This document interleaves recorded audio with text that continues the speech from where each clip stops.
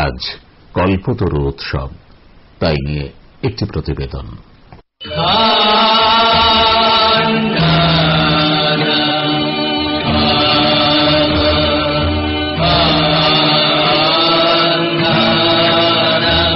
কাশীপুরের উদ্যানবাটিতে ঠাকুর শ্রীরামকৃষ্ণ পরমহংসদেব তখন রোগশয্যায়। সেদিন 1886 সালের 1 জানুয়ারি ভক্তবৃন্দের মধ্যে আধ্যাত্মিক চেতনার বিকাশ ঘটাতে তিনি সমাধিস্থ হন। ঠাকুরের অন্যতম শিষ্য রামচন্দ্র দত্ত ব্যাখ্যা করে বলেছিলেন, সেই দিন রামকৃষ্ণ হিন্দু পুরাণ বর্ণিত কল্পতরুতে পরিণত হয়েছিলেন। দিনটিকে কল্পতরু দিবস নাম দিয়েছিলেন তিনি। পরমহংসদেবের গৃহস্থ শিষ্যরাই সেদিন তাঁর কাছে উপস্থিত ছিলেন, তাঁর সন্ন্যাসী শিষ্যরা সেদিন সেখানে ছিলেন না। দিনটির ঐতিহাসিক তাৎপর্য নিয়ে বললেন বিশিষ্ট বিবেকানন্দ গবেষক, যাদবপুর বিশ্ববিদ্যালয়ের পদার্থবিদ্যার অধ্যাপক ডক্টর সোমনাথ ভট্টাচার্য। শ্রীরামকৃষ্ণ তখন কাশীপুরে, শরীর খারাপ, কিন্তু তারই মধ্যে 1886 খ্রিস্টাব্দের 1 জানুয়ারি, যেদিন শরীরটা একটু ভালো বোধ হচ্ছে, সেদিন বেলা 3টের সময় তিনি ওই উদ্যানবাটির দোতলায় তাঁর যে ঘর, সেখান থেকে নেমে নিচে বাগানের মধ্যে দিয়ে ধীরে ধীরে ফটকের দিকে এগোচ্ছিলেন। সেই সময় উদ্যানবাটিতে 30 জনেরও বেশি ভক্ত উপস্থিত ছিলেন। শ্রীরামকৃষ্ণ যেতে যেতে দেখলেন ভক্ত ভৈরব গিরিশচন্দ্র ঘোষ উপস্থিত, আর কয়েকজন ভক্ত রয়েছেন। তিনি হঠাৎ করে গিরিশবাবুকে বললেন, গিরিশ, তুমি যে সকলকে এত কথা বলে বেড়াও, তুমি কি দেখেছ ও বুঝেছ?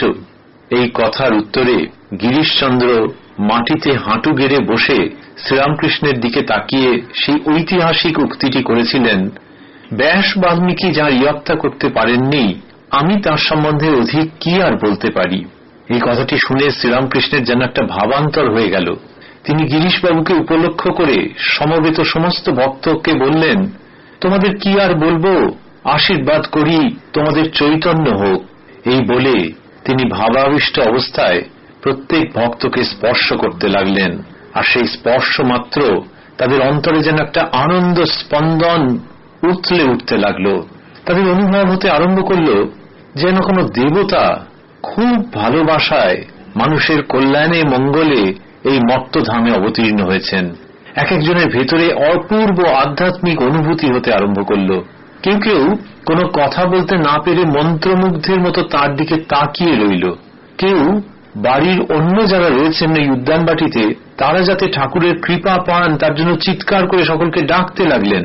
কেউ বা ফুল তুলে নিয়ে এসে মন্ত্রোচ্চারণ করতে করতে তাই দিয়ে ঠাকুরের পুজো করতে আরম্ভ করলেন। আজও মানুষ সেই 1 জানুয়ারির কথা ভাবে, শ্রীরামকৃষ্ণের কল্পতরু হওয়ার পুণ্য উপলক্ষ স্মরণ করতে করতে শ্রীরামকৃষ্ণের কাছে আজও প্রার্থনা করে যে সেই কল্পতরু যেন আশীর্বাদ করেন যে মানুষের চৈতন্য হোক, মানুষের অন্তরের সুপ্ত দেব স্বভাব যেন জাগ্রত হোক। এই শ্রীরামকৃষ্ণের কাছে মানুষে প্রার্থনা করেন, যিনি কিনা 1 জানুয়ারি 1886 কল্পতরু হয়েছিলেন এবং যিনি বস্তুতপক্ষে নিত্য কল্পতরু রূপে আমাদের মধ্যে বিরাজ করছেন, আশীর্বাদ করছেন যেন আমাদের চৈতন্য হয়।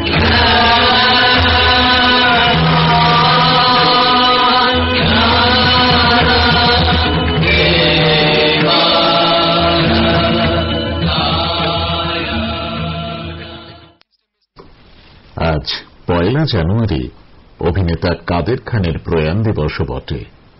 আকাশবাণী মৈত্রী সংবাদের শ্রদ্ধার্ঘ। किसकी कब्र पे रो रहे बच्चों? हमारी माँ मर गई है। देखो, चारों तरफ देखो, इनमें भी कोई किसी की माँ है, कोई किसी की बहन है, कोई किसी का भाई है। इस शहर खामोशा में मिट्टी के ढेर के नीचे सब दबे पड़े हैं। मौत से किसको रस्तगारी है? आज इनकी तो कल हमारी बारी है। 1973 সালে রাজেশ খান্নার সঙ্গে ডাক চলচ্চিত্রের মধ্য দিয়ে তাঁর আত্মপ্রকাশ। পরের বছর 1974 সালে মানমোহন দেশাইয়ের রুটি ছবির চিত্রনাট্য রচনা করেন তিনি। প্রথম জীবনে একটি কারিগরি কলেজে শিক্ষকতার পাশাপাশি মঞ্চে নাটক করতেন। অভিনেতা দিলীপ কুমার তেমনই একটি নাটক দেখে মুগ্ধ হয়ে তাঁকে চলচ্চিত্রে অভিনয় করবার পরামর্শ দেন। সাগিনা মাহাতো ও বৈরাগ ছবিতে কাজ করে তিনি সকলের দৃষ্টি আকর্ষণ করেন। দীর্ঘ অভিনয় জীবনে প্রায় 450 ছায়াছবিতে অভিনয় এবং 250 ছবির চিত্রনাট্য রচনা করেন তিনি। हराम की दौलत इंसान को शुरू शुरू में सुख जरूर दिलाती है, मगर बाद में ले जाकर एक ऐसे दुख के सागर में धकेल देती है जहां मरते दम तक सुख का किनारा कभी नजर नहीं आता है। बाप नंबारी बेटा 10 नंबारी 1991 साले फिल्म फेयरे सेरा कॉमेडियन पुरस्कार पान। आज जमीन चाहिए, मैं तेरे को क्या बोला था, मेरे को बंगला बनाने को जमीन चाहिए, रूमाल बिछाने को नहीं। ये कौन फकीर का जमीन है? फकीर नहीं साईं, ये चरिया भी बंबई का बहुत बड़ा सेठ है, सेठ भोगड़मल।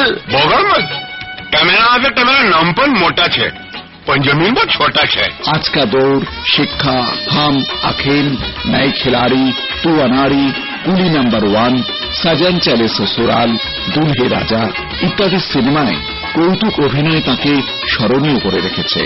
1982 সালে মেরি আওয়াজ শুনো ছবিতে সেরা সংলাপ রচনার জন্য তিনি ফিল্মফেয়ার পুরস্কার পান। अरे तुम सबको शिकस्त दे दी, बेगरौनी मिलकर जो काम नहीं कर सके वो तुमने अकेले कर दिखाया। You are great, you are great.